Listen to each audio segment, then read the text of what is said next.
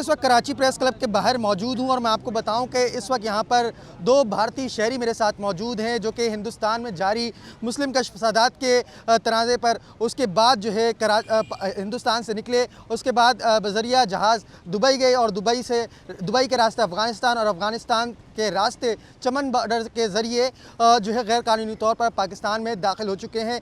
इनको 14 दिन जो है ये जो है सफ़र तय करने में लगा है और यहाँ पर कराची में जब ये पहुँचे हैं तो इनको दर बदर की ठोकरें खाने पड़ रही हैं। इस वक्त जो है इसहाक और उनके जो वालिद साहब हैं हसनैन वो मेरे साथ मौजूद हैं। ये बताएगा कि इसहाक साहब, आपके वालिद साहब और आप जो है हिंदुस्तान से हिजरत करके आए हैं, क्या यहाँ पर आपको एज़ अ पाकिस्तानी लोगों ने आपको किस तरीके का रवैया मिला और यहाँ के जो हुकूमती नुमाइंदगान हैं उनकी जानिब से क्या आपको मदद मिली है? बिस्मिल्लाहिर्रहमानिर्रहीम। मेरा नाम इसहाक अमीर है और ये मेरे वालिद साहब हैं मोहम्मद हसनैन। हम इंडिया से नफ़रत के रास्ते आए हैं, लेकिन जब इंडिया से हम पहुँचे दुबई से हम आए अफ़गानिस्तान से जब हम आए पाकिस्तान हम 2 नंबर से आए। अफ़गानिस्तान से हमने स्पिन बुल्दक एक इलाका है, वहाँ से हमने रास्ता पार किया, एजेंट के थ्रू उनको पैसे दिए। उसके बाद हम चमन बॉर्डर जब हम आ गए तो जहाँ भी हमें मिली मोहब्बत ही मिली, अल्लाह के शुक्र से, नफ़रत नहीं मिली। एक चीज़ ये भी है कि जब हम पाकिस्तान के रास्ते पे जब हम आ गए तो हमने किसी को ये नहीं कहा कि हम पाकिस्तान के हैं। हमने अपने आप को इंडियन ही बताया कि हम इंडिया से भाग कर आए हैं, 2 नंबर पर आए हैं, जुर्म हमने किया है और हमें कराची जाना है।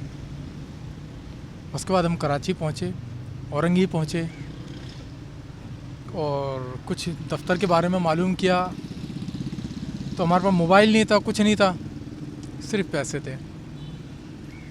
हमें गर्मी बहुत शदीद थी।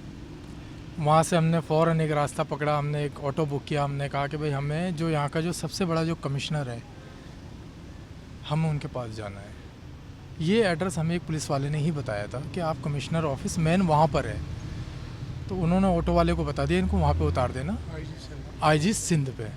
आईजी सिंध पे जब हम पहुँचे तो हमने अपने दोनों हाथ उठाए, अपना सामान रखा और हमने उनको बताया कि हम डायरेक्ट इस वक्त इंडिया से गए दुबई से अफ़गानिस्तान से हमने स्पिन बुल्दक से हमने बॉर्डर पार किया है 2 नंबर पे। इल्लीगल तरीके से हम आपके पाकिस्तान की हुदूद में हम दाखिल हुए हैं। तो उन्होंने कहा बताएं हम क्या करें। हमने कहा कि सर हमें पनाह चाहिए, हमें हिंदुस्तान वापस नहीं जाना है, जुल्म बहुत हो रहा है। अच्छा, वहाँ पर जो है हिंदुस्तान में जो है मुजालिम बढ़ चुके हैं जिस पर पाकिस्तान से मोहब्बत के इतना असर पड़ा। ये हिंदुस्तान से निकले अफ़गानिस्तान और अफ़गानिस्तान से फिर जो है पाकिस्तान पहुँच चुके हैं। बाबा हमारे साथ मौजूद हैं। हसनैन भाई, आप अपना जो है थोड़ा सा तारुफ करवाएगा कि आप हिंदुस्तान में ऐसा क्या थे और यहाँ पर जो है जब कराची पहुँचे हैं आप क्या मुतालबा करना चाहेंगे? मेरा नाम मोहम्मद हसनैन है। एम हसनैन मेरा कलमी नाम है। ट्राइलिंगुअल हूँ, यानी 3 भाषाओं में लिख बोल पढ़ सकता हूँ। वहाँ पर मैं अपनी तंजीम की तरफ से वो मुस्लिम बच्चे जो कि लॉ कर रहे होते थे उनको मैं अंग्रेज़ी पढ़ाया करता था और ये अखबार भी निकालता था, द मीडिया प्रोफाइल, जो कि बाईलिंगुअल है, 2 ज़बानों में एक साथ शाये होता है। मुसलमानों के जो हालात हिंदुस्तान में हैं उनका अशर अशीर भी आपको मालूम नहीं है। मीडिया में ख़बरों को दबाया जाता है। जो नेशनल मीडिया है वो पूरी तरह मोदी हुकूमत के शिकंजे में है और जो सेकुलर मीडिया है वो सेकुलर मीडिया इस कदर कमज़ोर है कि उसकी आवाज़ अब सुनाई नहीं देती। पूरे मुल्क के हिंदुओं का जो जहन है वो हिंदुआना हो चुका है। वो मुसलमानों को मिटाना चाहते हैं, मुसलमानों को निकालना चाहते हैं। अक्सर वहाँ पर एक नारा बुलंद किया जाता है कि मुसलमान के 2 स्थान मतलब जगह, हिंदुस्तान या कब्रिस्तान, और ये खुलेआम कहा जाता है। किसी भी चलती फिरती औरत को अगर वो अकेली हो और उसने बुर्का ओढ़ रखा हो, उसका बुर्का उतार दिया जाता है।